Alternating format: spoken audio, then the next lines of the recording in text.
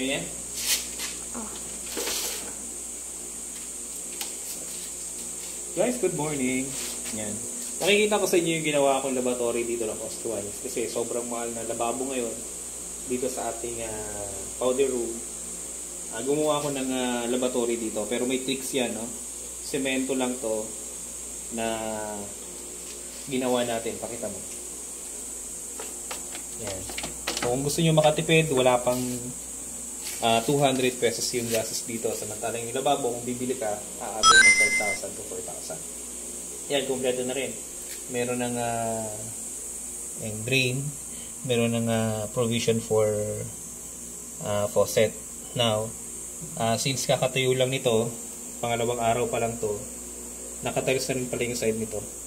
Kakalasin natin yung forma at ito, kikinisin natin at lalagyan natin ng tricks. Kung ano man yung tricks na yun, abangan nyo sa mga susunod na video kasi maganda, magiging smooth and maganda yung finish ko. Tara, samahan nyo kung tanggalin natin yung forma at tingnan natin kung ano yung sura.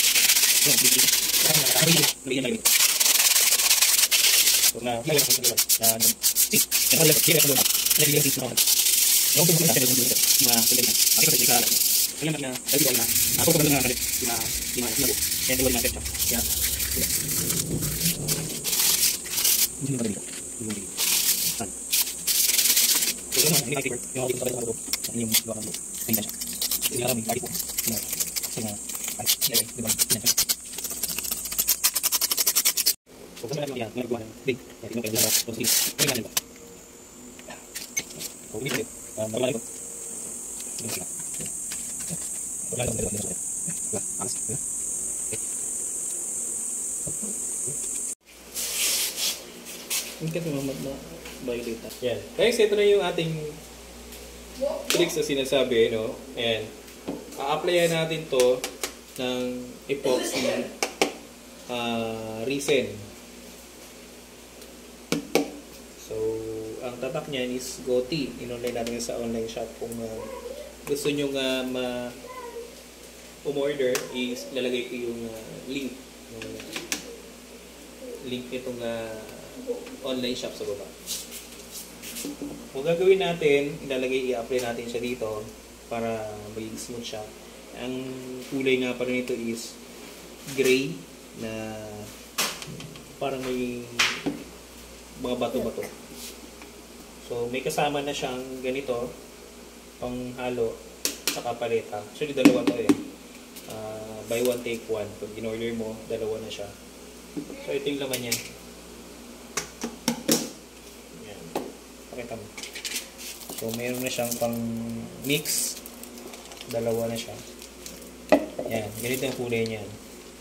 Ang gagawin natin, i-mix natin dito sa loob. Kasi, yan. Nakasealed siya.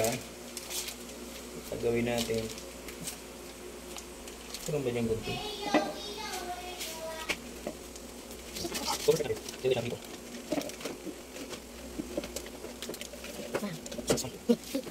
Ano mo siya?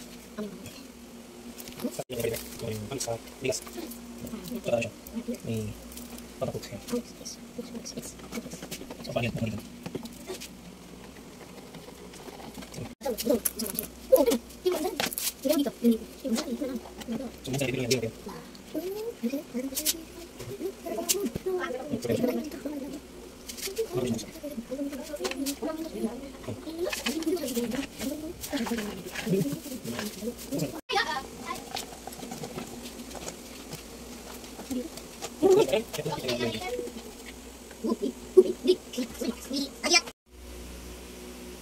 Ayan, ang ganda oh.